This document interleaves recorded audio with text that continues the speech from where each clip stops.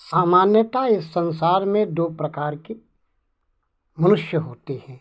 एक वे जो ऐसी सत्ता पर विश्वास करते हैं जो नाम रूप से युक्त होती है।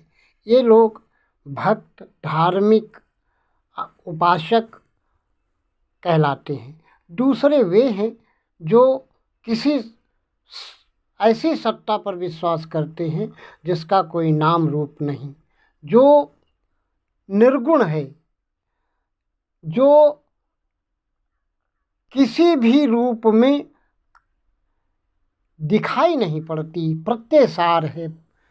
समस्त प्रज्ञाएं जहाँ जाकर समाप्त हो जाती हैं, वह एक अनुभूति मात्र रह जाता है और यही सत्ता निर्गुण सत्ता कहलाती है। दूसरे वे जो सगुण सत्ता पर विश्वास करते हैं और वे अवतरण मानते हैं। इस अवतार में कोई शक्ति की कल्पना करते हैं। जो प्राकृतिक शक्तियां हैं उनको नाम रूप प्रदान करते हैं, जैसे सूर्य, चंद्र, इंद्र, मित्र, वरुण इत्यादि। ये जो अभौतिक प्रत्यय रूप में सत्ताएं हैं,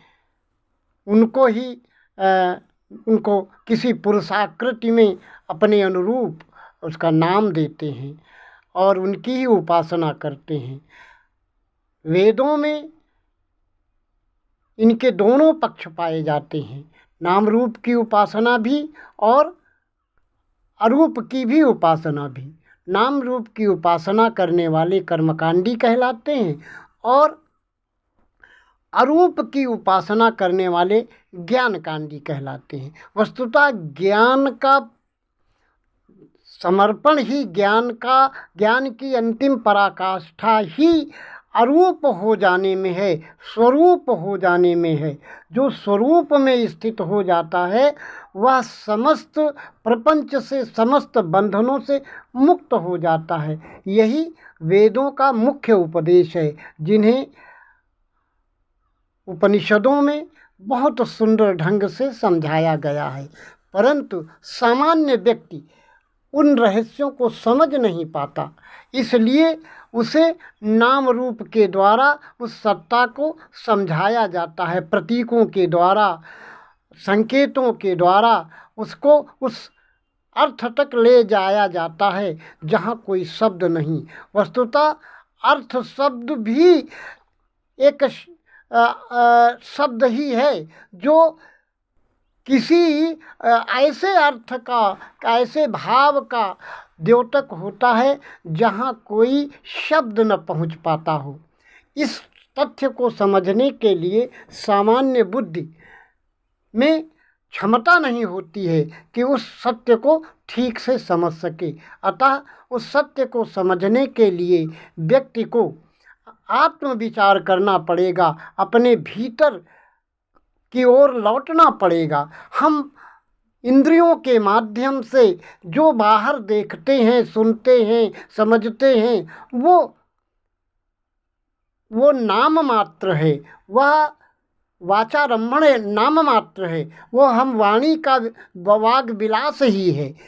अगर हम अपने भीतर को जानना चाहते हैं, अपने को जानना चाहते हैं, तो हमें समस्त नाम रूपों से अपने को पृथक, समस्त आवरणों से, समस्त अज्ञान को समाप्त करना होगा। बाहर निकलना अज्ञान है, भीतर प्रविष्ट होना ज्ञान है। जो हमारे भीतर घटित होता है वही ज्ञान है, और जो बाहर घटित होता है वह अज्ञान है। उस पर अनेक लोग अनेक दृष्टियां रखते हैं।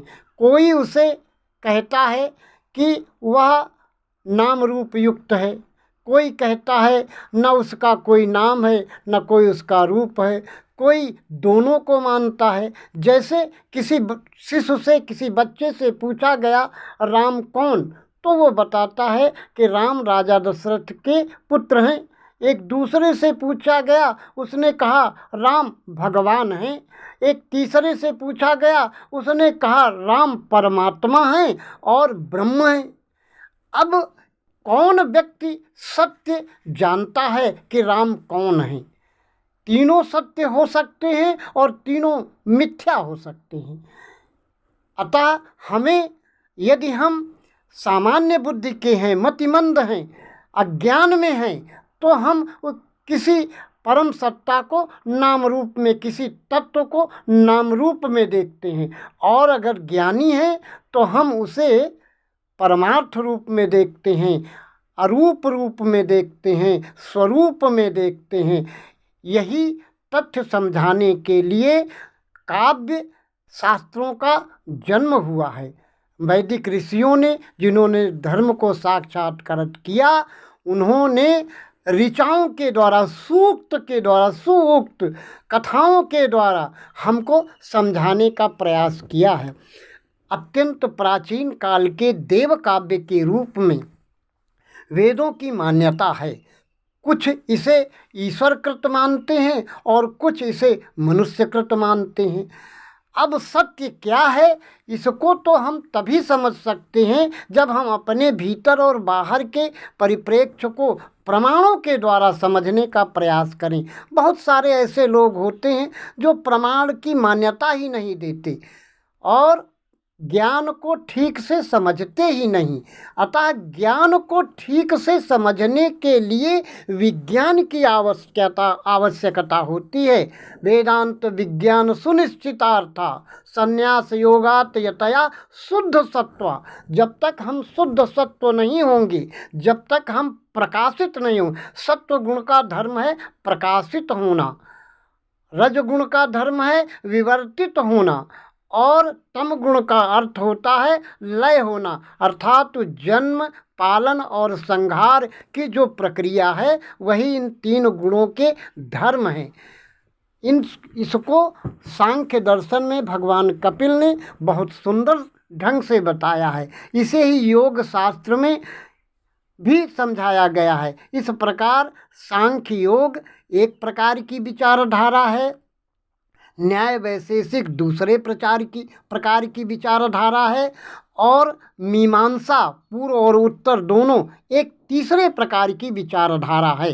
अब इन तीनों विचारधाराओं का जब एक अध्ययन ऐसा किया जाए जो तुलनात्मक हो, जब तक हम तुलनात्मक अध्ययन नहीं करते तब तक सत्य क्या है इसको समझने में बड़ी कठिनाई होती है। हम किसी एक पक्ष को विश्वास करके मान बैठते हैं, और यह किसी एक पक्ष को, किसी एक वाद को, किसी एक सिद्धांत को, किसी एक मत को मान लेना ही असत्य का समर्थन करना है। हमें सत्य को जानने का प्रयास करना चाहिए।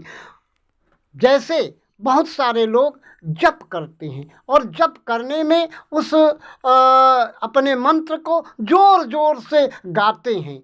मंत्र जप कहते हैं स्मरण को। जप स्मरणे, स्मरण किया जाए, ध्यान किया जाए, उसका ध्यान किया जाता है। अगर उच्चरित कर दिया गया तो वह शब्द बन जाता है, और शब्द बनकर वह अनेक अर्थों में प्रयुक्त हो सकता है, मिथ्या अर्थों में भी, सम्यक ज्ञान के अर्थों में भी।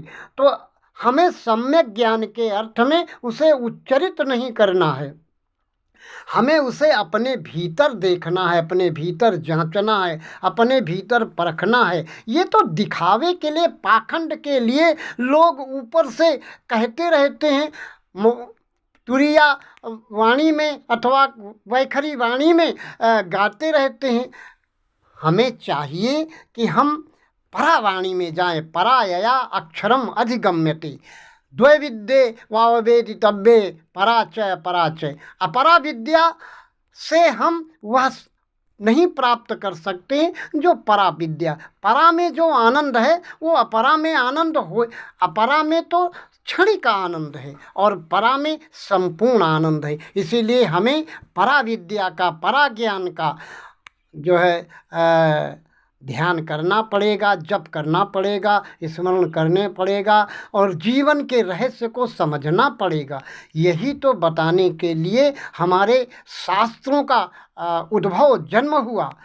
जिन्होंने तत्व चिंतन पर ध्यान दिया, उन्होंने नाम रूप की सत्ता पर ध्यान नहीं दिया, उन्होंने तत्व चिंतन पर ध्यान दिया। तत्व चिंतन उनके लिए है जो ज्ञानी हैं, और नाम रूप उनके लिए है जो अभी मतिमंद हैं, अज्ञानी हैं।